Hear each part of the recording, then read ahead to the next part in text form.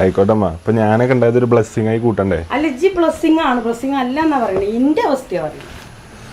നിങ്ങളെ അവസ്ഥയും ബ്ലെസ്സിങ് ആണ്. ഇപ്പൊ ബ്ലെസ്സിങ് ആണ് അല്ല എന്നല്ല പറയണത്. പണ്ട് കാലത്ത് എല്ലാ പെണ്ണുങ്ങളും കുറച്ച് ത്യാഗം അനുഭവിച്ച് കാണും. ഇപ്പത്തെ കാലത്ത് കുട്ടികളെ കയ്യിന് കിട്ടുമോ? ആലോചിച്ചോ? ഇങ്ങക്കൊക്കെ തന്നെ ആലോചിച്ചാലേ ഞങ്ങളൊക്കെ സഹിച്ചു പോകുന്നുണ്ട് മാപ്പിളാരെ. നിങ്ങളുടെ കാലത്തുള്ള മുളക് ഗുഡ് ബൈ. ഞാൻ വീണ്ടും കാണാം. നമുക്ക് നല്ല ലെവലിൽ വീണ്ടും ജീവിക്കണം, സന്തോഷമായിട്ട് കഴിഞ്ഞു കൂടണം, പോട്ടേട്ടോ ഫ്രണ്ട് ആയിട്ട് കരുതണം എന്ന് പറഞ്ഞ ഒറ്റ പോക്കേക്കാരൻ കണ്ടോണ്ടി.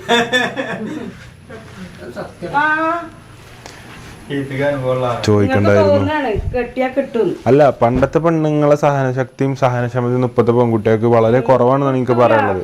ഞാൻ അതായത് ഇന്റെ കമ്പനിക്കാരെയൊക്കെ ഒരു ഇതിന്റെ അടിസ്ഥാനത്തിൽ കേട്ടോ, ക്ഷമ ഉണ്ടാവില്ല, കേട്ടിരിക്കാനുള്ള മനോഭാവം ഉണ്ടാവില്ല. കുറച്ചേരം കേട്ടാ മതി.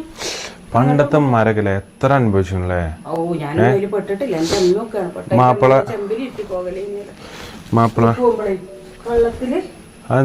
എന്തിനാച്ചാല് ഉമ്മാക്ക് താളിപ്പാടത്തേക്ക് നടക്കണ്ടേ? എത്രങ്ങാനും കിലോമീറ്റർ നടന്നുകൊണ്ടാടാ സ്കൂളിലെ ടീച്ചർ കാലത്താ വണ്ടിയൊക്കെ ഇറങ്ങി. വണ്ടി ഇറങ്ങിക്കോണം, നമ്മക്കെന്നാ വാങ്ങാനുള്ള കപ്പാസിറ്റി ഇല്ല.